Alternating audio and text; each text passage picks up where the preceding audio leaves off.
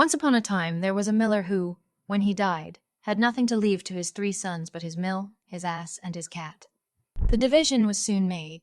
Neither the notary nor the attorney were sent for. They would soon have eaten up all the poor patrimony. The eldest had the mill, the second the ass, and the youngest nothing but the cat. The youngest was quite downcast at having so poor a share.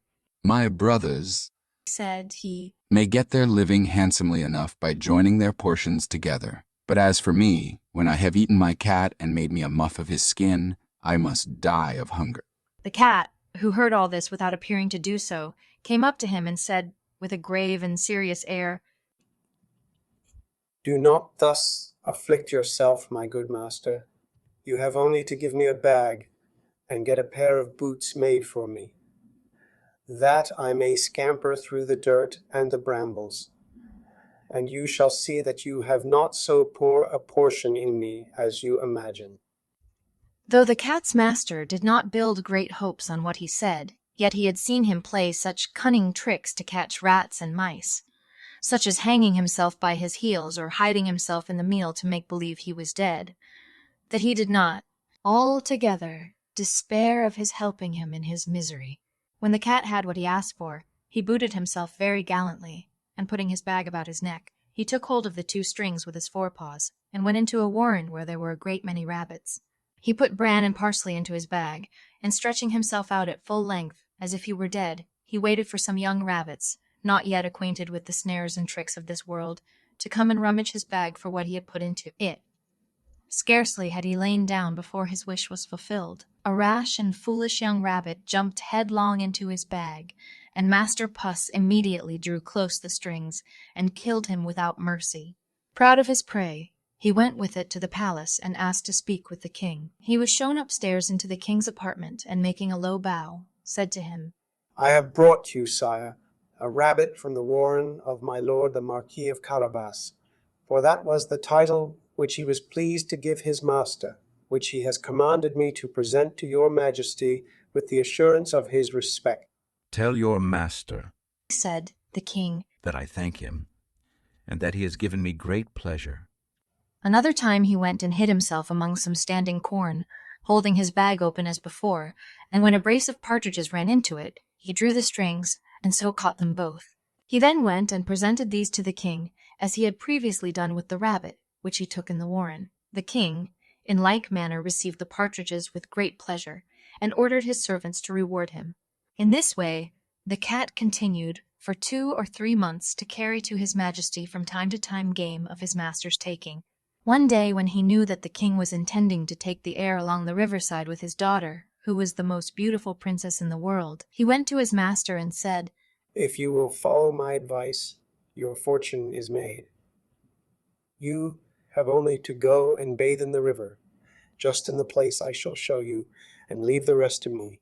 The Marquis of Carabas did what the cat advised, without knowing what would be the good of doing so. While he was bathing, the king passed by, and the cat began to cry out with all his might, "Help! Help! My lord Marquis of Carabas is drowning." At this noise, the king put his head out of the coach window, and, seeing it was the cat who had so often brought him presents of game, commanded his guards to run immediately to the assistance of his lordship, the Marquis of Carabas. While they were drawing the poor Marquis out of the river, the cat came up to the coach and told the king that while his master was bathing there had come by some rogues who ran off with his clothes, though he had cried out, "Thieves! Thieves!" several times as loud as he could. The cunning cat had hidden them under a great stone. The king immediately commanded the officers of his wardrobe to run and fetch one of his best suits for the Lord Marquis of Carabas. The king loaded the Marquis with 1,000 attentions, and as the fine clothes he had given him set off his good looks, for he was well made and comely, the king's daughter found him very much to her liking, and the Marquis of Carabas had not sooner cast 2 or 3 respectful and somewhat tender glances in her direction than she fell in love with him to distraction. The king insisted on his getting into the coach and taking the ride with them. The cat, overjoyed at seeing how well his plan was beginning to succeed, ran on before, and coming upon some countrymen who were mowing a meadow, he said to them, "Good people, if you do not tell the king, who will presently pass this way, that the meadow which you are mowing belongs to my lord Marquis of Carabas. You shall be chopped as small as herbs for the pot. The king did not fail to ask the mowers to whom the meadow they were mowing belonged. To my lord Marquis of Carabas. They answered all together, for the cat's threat had frightened them. You have here a very fine piece of land, my lord Marquis, said the king. Yes, sire. Replied the Marquis. This is a meadow which never fails to yield a plentiful harvest every year.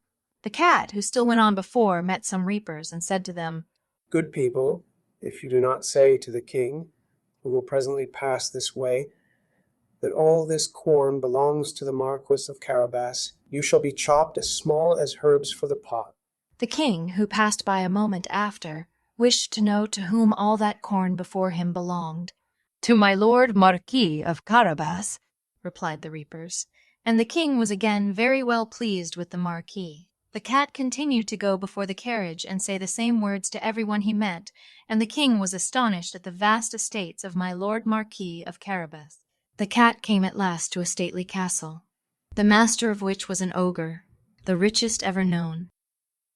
All the lands the king had been passing through belonged to this castle. The cat, who had taken care to inform himself who this ogre was and what he could do, asked to speak with him, saying he could not pass so near his castle without having the honor of paying his respects to him. The ogre received him as civilly as an ogre could, and made him sit down. I had been assured, said the cat, that you have the gift of being able to change yourself into all sorts of animals, if you have a mind to.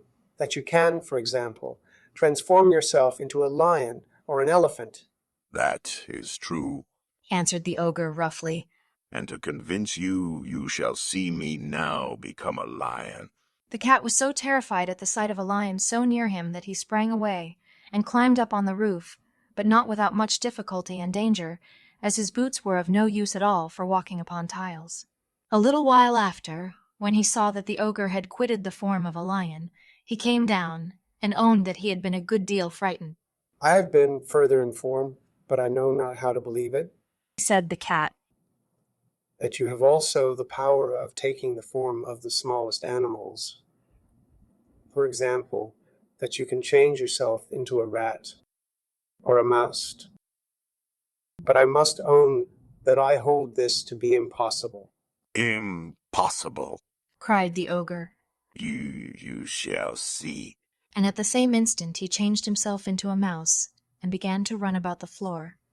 The moment the cat saw the ogre in this form, he sprang upon him and ate him up.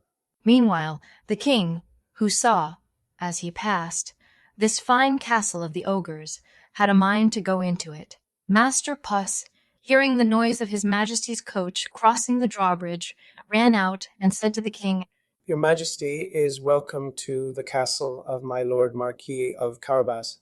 What, my lord Marquis? cried the king. And is this castle yours also? There can be nothing finer than this court, and all the stately buildings that surround it. Let us see the interior, if you please. The Marquis gave his hand to the young princess and followed the king, who went before. They entered a spacious hall, where they found a splendid collation, which the ogre had prepared for some friends who were to visit him that very day, but who dared not enter, hearing that the king was there. The king was so charmed with the good qualities of my lord the Marquis of Carabas, and his daughter had fallen so violently in love with him, that, seeing the vast estate he possessed, he said to him at the end of the collation, It depends only on you, my lord Marquis, if you are not my son-in-law. The Marquis, with low bows, accepted the honor which his Majesty conferred upon him, and forthwith that very same day married the princess. Puss in Boots became a great lord, and never ran after mice any more except for his amusement.